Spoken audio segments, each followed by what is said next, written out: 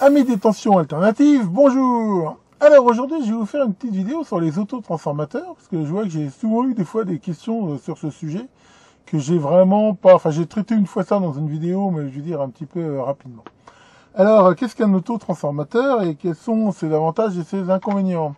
Alors, je rappelle que dans le transformateur dit, on va dire, classique, l'idée c'est qu'on a un enroulement, que généralement on appelle le primaire, qui est bobiné autour d'un noyau ferrique qui va, par les lois de l'électromagnétisme, lorsqu'il est parcouru par une tension alternative, générer un flux magnétique dans ce noyau. Et comme c'est un phénomène qui est réversible, ce flux magnétique va lui, à son tour, générer dans le secondaire une tension qui elle-même est capable de fournir du courant. Donc voilà généralement le symbole d'un transfo comme ça, sachant que cette notion de primaire et de secondaire, enfin, c'est plus une convention dans la mesure où c'est tout à fait réversible un transfo. C'est-à-dire que si ici j'ai du 220 volts et ici du 12 volts, si je mets du 12 volts, ici j'aurai du 220. Je veux dire, c'est pas le, voilà, c'est tout à fait réversible. Et en même temps, comme je vous l'ai déjà montré, on peut avoir des transfos qui ont des secondaires avec des prises intermédiaires pour avoir plusieurs tensions. On peut avoir plusieurs secondaires ou des choses comme ça.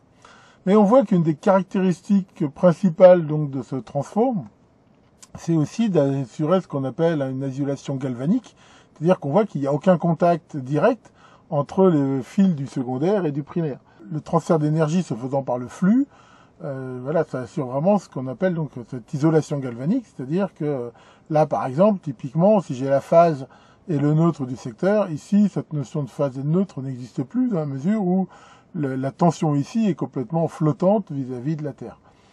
Donc voilà, en gros, ce qu'on peut dire, et généralement, alors transfo, il se présente sous plein de formes, enfin voilà, par exemple, on voit ici, hein, généralement, ces carcasses-là, alors ça peut être soit de la ferrite, dans le cas, par exemple, de transformateurs toriques, ou très souvent, voilà, c'est ces tôles, qui sont, on appelle des tôles en E, comme ça, qui sont emboîtées les unes dans les autres, et ces tôles qui sont non conductrices, quelque part, d'électricité, c'est fait pour limiter ce qu'on appelle les pertes par courant de Foucault, parce que sinon, je veux dire, voilà, le transfo lui-même, je veux dire, dissiperait, ferait chauffer ce noyau ferrique, ce qui ferait bien sûr des pertes très importantes. Enfin donc voilà, ça en gros c'est donc un transformateur, sachant que en même temps le nombre de spires fait le rapport, on va dire, de puissance en quelque sorte. C'est-à-dire que là, par exemple, si j'ai du 10 volts et que ça peut tenir 1 ampère, bah ici je pourrais sortir 1 volt 10 ampères, sachant qu'ici j'aurais 10 fois moins de spires que là.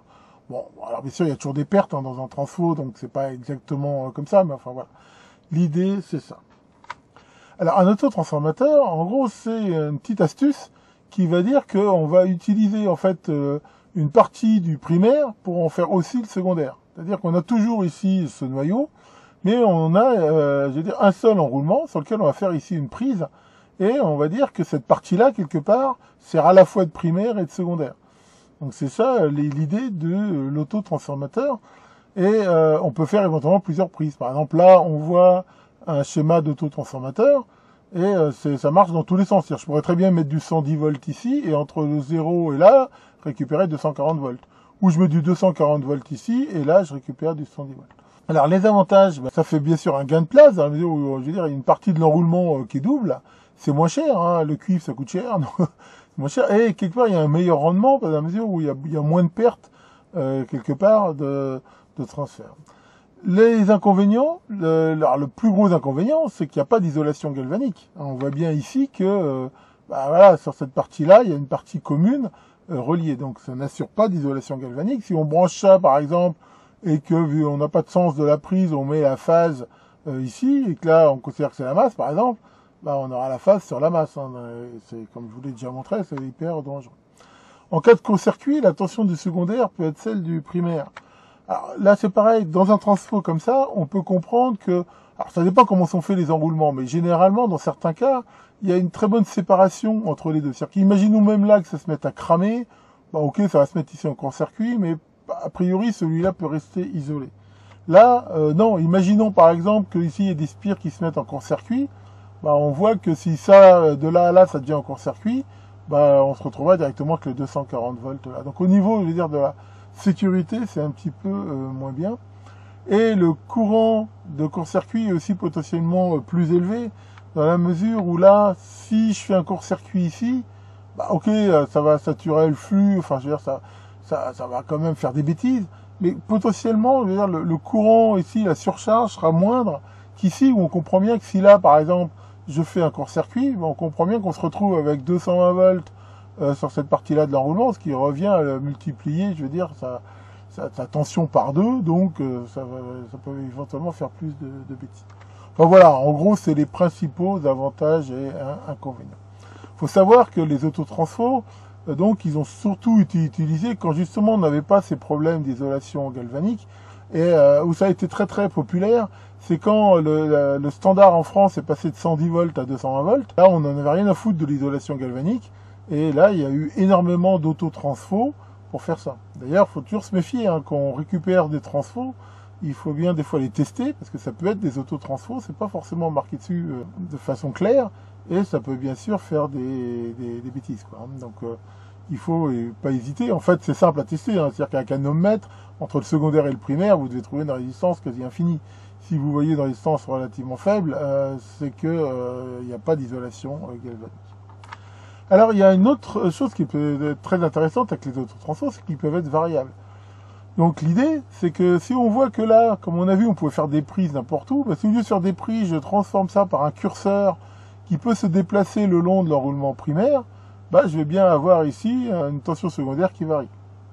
Je vous ai mis ici la photo d'un tel dispositif, un transformateur variable, et on voit qu'il n'y a qu'une seule bobine là qui est bobinée sur un noyau, et on voit ici ce curseur là qui va pouvoir frotter, et donc en fonction de comment on tourne l'axe, on va pouvoir régler donc la tension de sortie. Souvent c'est encapsulé dans des boîtiers, par exemple, on voit ici un exemple typique où on a ici le bouton qui va régler la tension, on y ajoute un interrupteur, bien sûr un fusible en cas de surcharge, et par exemple là un voltmètre qui va permettre de montrer la tension de sortie et des prises de sortie. Mais bien sûr, comme on l'a vu, ça n'assure pas l'isolation galvanique. Alors un mot aussi souvent, on appelle souvent ces trucs-là des variacs, mais variac c'est une marque qui est très connue d'autotransformateurs, mais c'est comme les réfrigérateurs.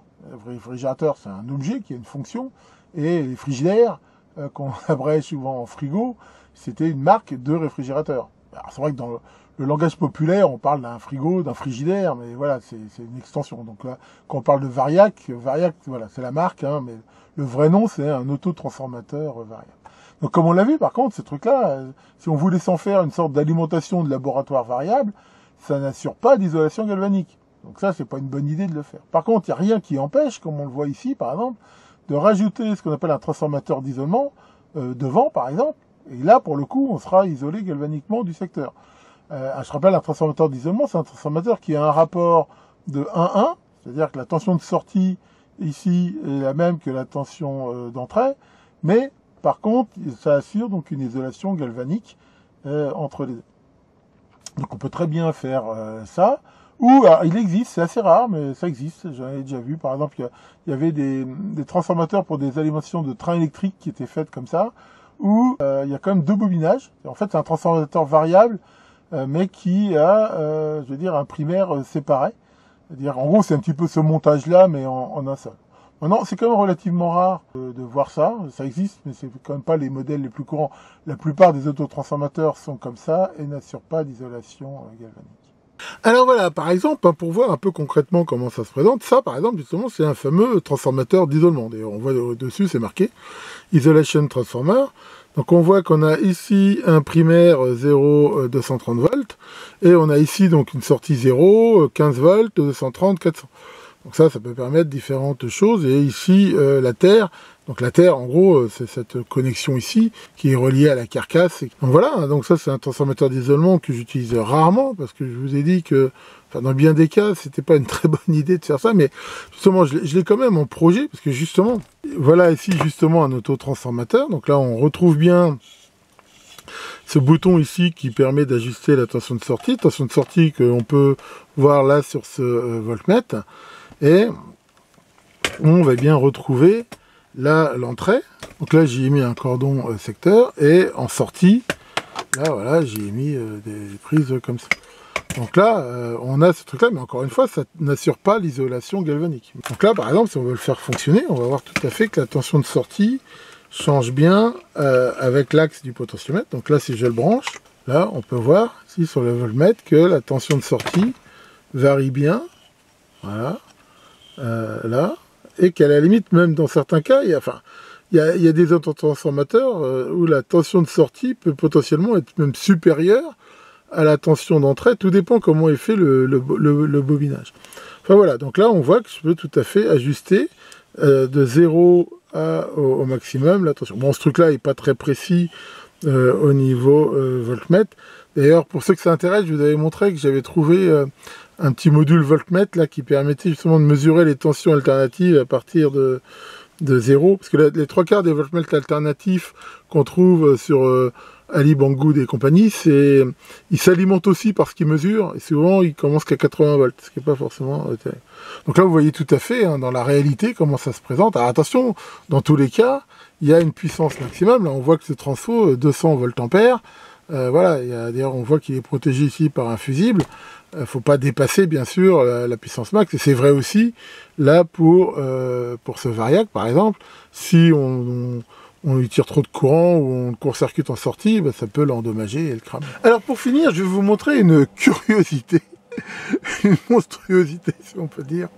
Alors, c'est quelque chose qui appartenait à mon beau-père, je ne sais pas d'où il tenait ça, et qui était une bidouille, en fait, d'un truc qui a déjà été bricolé. Parce qu'à la base, comme on peut le voir, il s'agit de 3 variacs qui sont mis en série, je veux dire, sur le même axe de commande, et qui, c'est des variacs 115 volts, et qui, à mon avis, à l'origine, étaient faits pour faire un système de variation, je veux dire, en triphasé.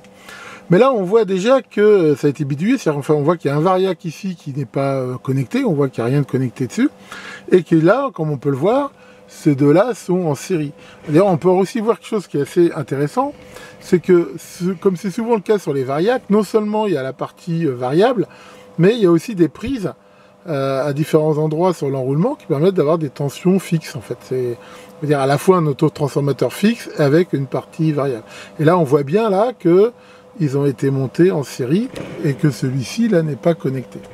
Et en même temps, ce qui est bizarre, c'est que... c'est que pour le commander, comme on peut le voir ici, c'est fait avec un moteur 220 volts, hein, via ici un embrayage, et il y a des contacts de fin de course, et comme on peut le voir là, voilà, on peut faire tourner le moteur, on l'entend, il n'a pas tourné depuis longtemps à mon avis, et on peut voir que la tension de sortie ici baisse, et dans l'autre sens, voilà, ça le tourne dans l'autre sens, voilà, et que la tension de sortie augmente, on la voit ici sur ce vieux voltmètre. On voit bien ici, vous voyez, les curseurs qui tournent.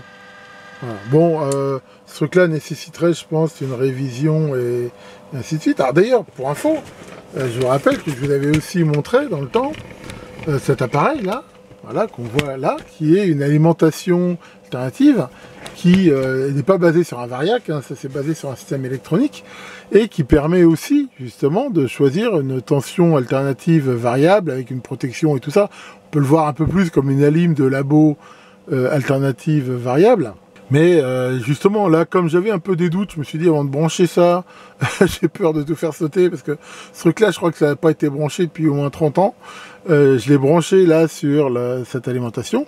Donc là, on voit que ça consomme 20 milli, alors qu'on tire rien sur la sortie des variacs, mais c'est normal dans la mesure où il y a toujours des pertes dans ces transfo-là. Mais voilà, on voit aussi là que quand le moteur tourne, eh ben, ça fait là une consommation. Enfin voilà, je voulais vous montrer quand même cette antiquité, c'est pas tous les jours qu'on voit ça. Donc voilà pour cette petite présentation de vulgarisation sur les autotransformateurs. J'espère que ça vous aura intéressé. Alors vous pouvez aussi vous demander, mais à quoi ça sert?